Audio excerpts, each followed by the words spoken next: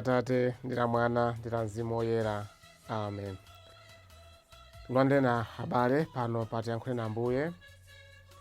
Lero pa 2 February 2023 munyengo ya pachaka mulungu wa folo. Koma lero tikuchita chaka chachikulu mu mpingo wathu, chaka chakuperekedwa kwa Ambuye kutempire. Tikudziwa bwino kuti patapita masiku 40 Yesu atabadwa, makolo ake potsata mwambo wa Chiyuda anakampereka kutempire. Petsa yanali mwana wa mwamuna woyamba, komanso iwo makolo anakayeretsedwa potengeranso mwambo wa Chiyuda.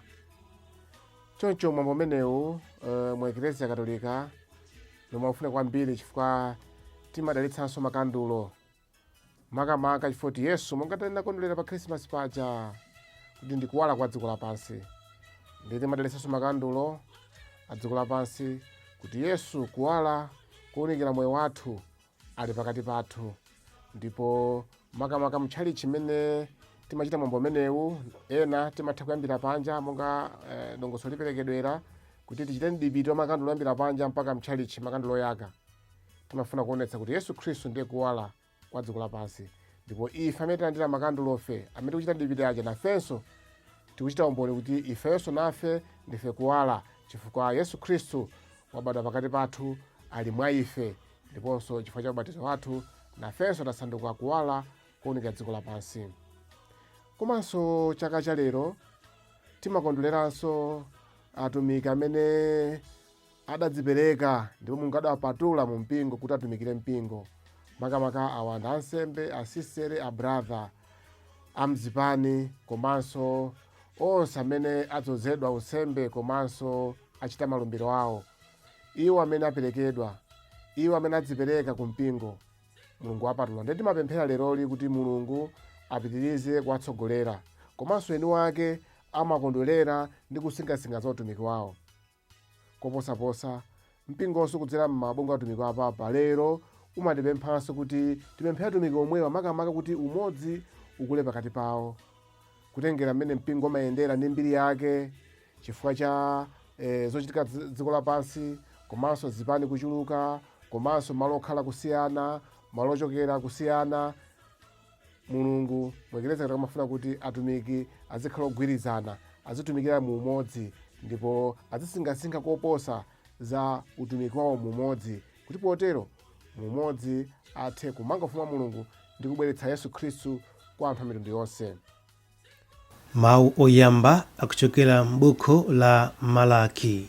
Malaki mutu 3 ndime ya 1 mpaka 4. Mawu athu amuthenga wabwino lero akuchokera muthenga wa Luka. Luka mutu 2 ndime 22 mpaka na 40. Amene akutiwerengera mthenga wabwino komanso kutigawira mawu ndi Father Vincent Mwakhwawa, a Vicar General mu Archdiocese ya Lilongwe, komanso a National Director a Pontifical Mission Societies PMAs in Malawi. Ambuye akhale nanu. Mawu mu mthenga woyera monga analembera Luka. Patapita masiku 3, mwana uja adamuumbala namutcha dzina loti Yesu. Kenaka inafika nthawi yoti Yosefe ndi Mariya achite mwambo wakuyeretsedwa potsata malamulo a Mose.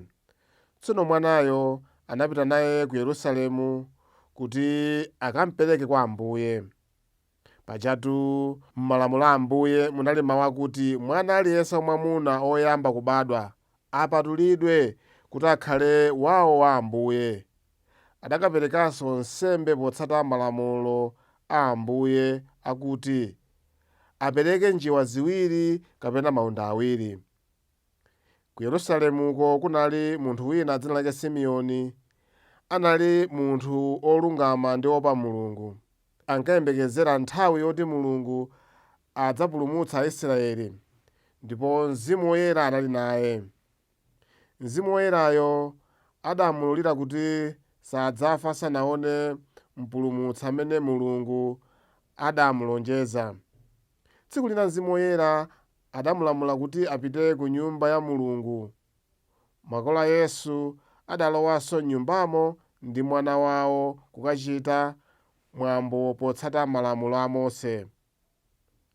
Pamenepo Simeoni adalandira mwanayo m'manja mwake nayamba kutamanda Mulungu ndi mawu akuti, Ambuye, tsopano mundilole ine mtumiki wanu ndipite ndi mtendere, pakuti mwachitadi zija mudalonjezazi. Ndi maso angawa ndachionadi chipulumutso chija chimene mudakonza kuti anthu a mitundu yonse achione. Mwapereka kuwala kodzawunikira anthu a mitundu ina, kodzakhala ulemerero wa anthu anu Aisraeli.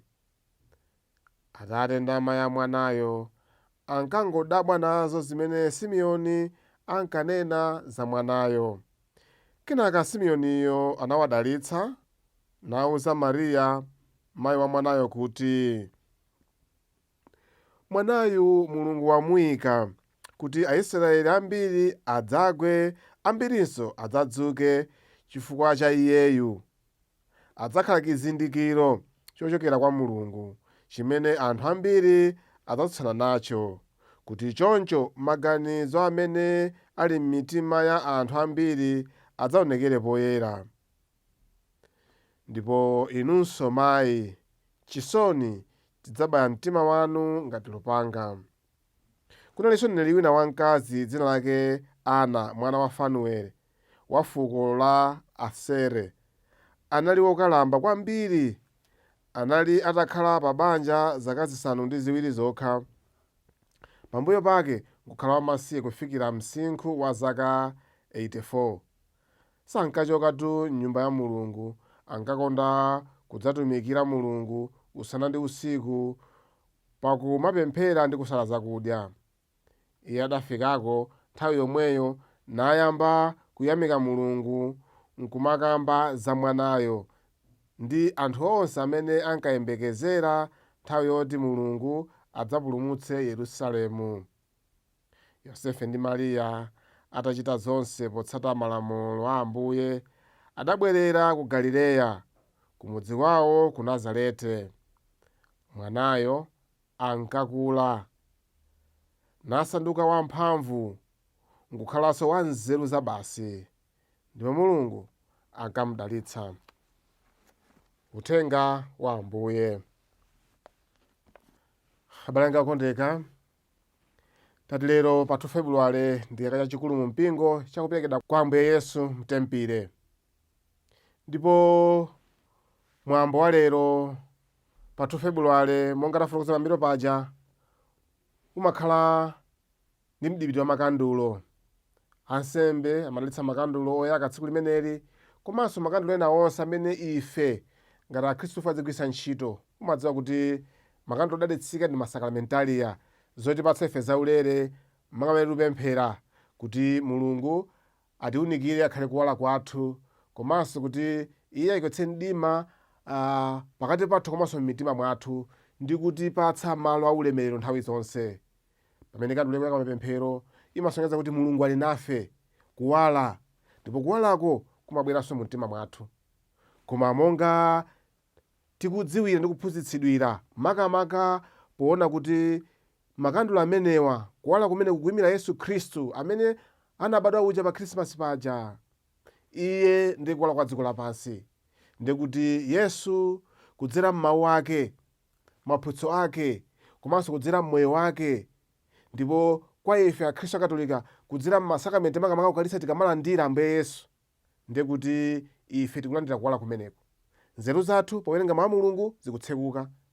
Tikamasinkhasinkha mawu a Mulungu, nzeru zathu zikunka zizama, ndipo tikupitiriza kulandira kuwala koti kutiwunikira ifeyo, makamaka kumvetsa za moyo wathu ndi za moyo wa dziko lapansi pano, komanso kufuna kwa Mulungu, za moyo wa lero, moyo wakale, komanso moyo watsogolo, makamaka za moyo wosatha. Ndiye tikamati Ambuye Yesu ndi kuwala, tiona kuti kuwala kumeneku kukuwunikira moyo wathu m'magawo osiyanasiyana.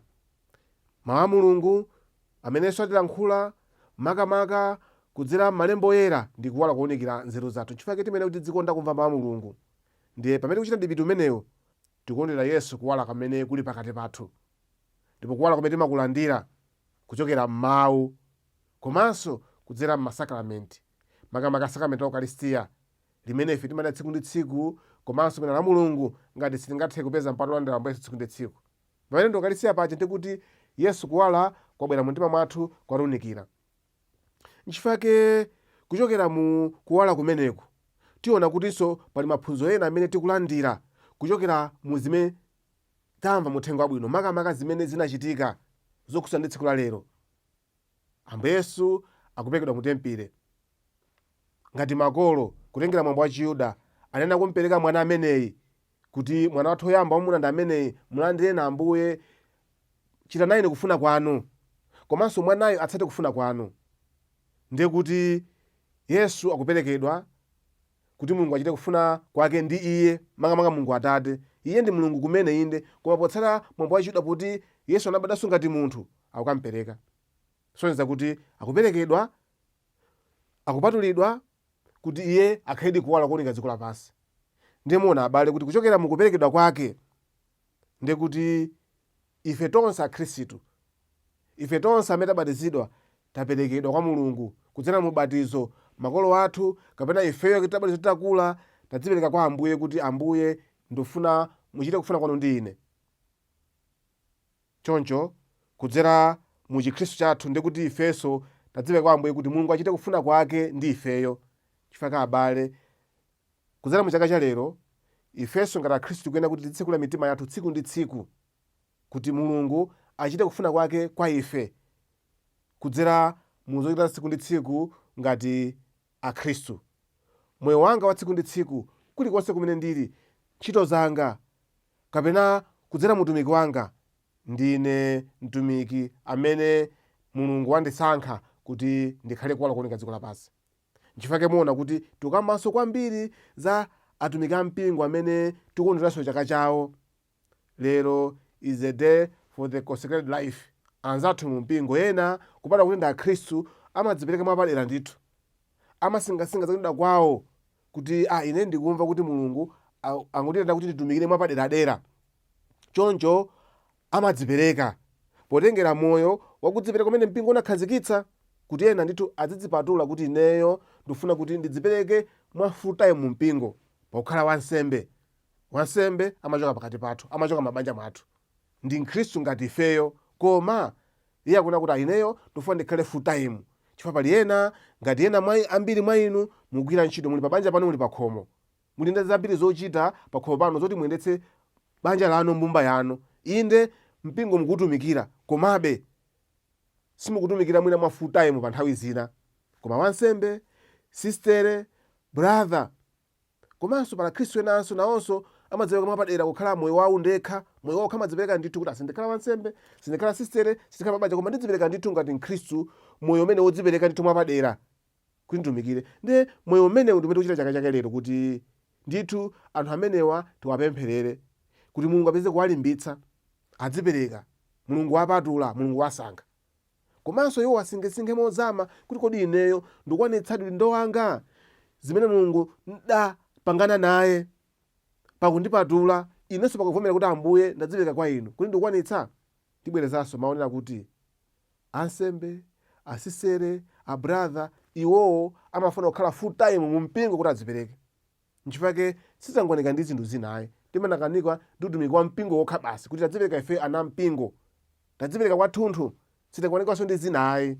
Chifukwa chake kwa ife amene tilatumiki mu mpingo lero lino ndi tsiku lotsingasika kwambiri kuti kodi ineyo nthawi yanga, nzeru zanga ndikudzipereka ndithu kwathunthu, mphamvu zanga ndikudzipereka ndithu kwathunthu ku mpingo, kapena ndikumagawa nthawi yanga ku zinthu zina za private kapena za personal. Chifukwa chaka ichi chithandize ife kusingasinga kuti kodi nthawi yanga mu mpingo ndikuyikwanitsa 100%. Titakamba zimenezo tionenso phunziro lina lachili limene tikuona kuti makolo a Yesu akukayeretsedwa, akudziyeretsa. Muona abale kuti kudziyeretsa kwa iwo akufuna kuti akhalenso oyera chifukwa cha miyambo imene akupanga panopa kukhala oyera. Apatu tikumbutsidwa ndithu kuti tsiku ndi tsiku ifeyo tiziyesetsa kumayeretsa moyo wathu, kumafunitsa kuti khale anthu oyera, makamaka chifukwa chakuti mungafuna kuti tikhale anthu oyera ndithu tsiku ndi tsiku. Chifukwa ine sakramenti lakulapa tili ndi masakramenti ena onse makamaka ukaristiya kuti athandize kuyenda pa ulendo oyera. Chifukwa timalimbikitsa anthu kuti adzikonda kulapa pafupifupi, komanso ndi ukaristiya tsiku ndi tsiku ngati mpata wapezeka. Kudzera m'masakramenti amenewa ife timayeretsedwa. Kudzera mukutumikira mu mpingo ife timayeretsedwa. Kudzera mukudzipereka ntchito zosiyanasiyana ndi chikhulupiriro, ngakhale ku ofesi kumene, ku bizinesi kumene ukamagwira ntchito ndi chikhulupiriro kuti panopa ndikugulitsa malonda awa ndi anga, kapena ndalembera ntchito malonda awawa ndi abwana anga, ukagwira ntchito modzipereka ndi kudziyeretsa. Mulungu amakuyeretsa, amakusandutsa wangwiro. Pomalizira abale, tipemphere atumiki a Mulungu amene tikuwakumbukira lero, pamodzi ndi ife tonse tikhale pa umodzi, tizigwirizana mu mpingo. Mpingo wathu ndi umodzi, tizigwirizana. Chifuna kuti mgwirizano umene uthandiza kuti ntchito ya Mulungu tigwire bwino. Pa nthawi zati makokana bungwe ili kokana bungwe ili, awa mwina kokana ndi awa, awa kokana ndi awa. Ayi, mpingo ufuna kuti tikhale amodzi kudzera mu chaka cha lero. Tipemphere umodzi mu mpingo kuti tigwire ntchito imeneyi modzipereka. Satana amakonda kwambiri kugawitsa anthu, kugawikana, kudzipatula, kufuna kupanga zanokha. Mudziwe kuti ndi chida cha Satana. Lero mpingo kudzera mu atumiki apa pafuna kuti tipemphere umodzi wa atumiki mu mpingo wathu. Amen.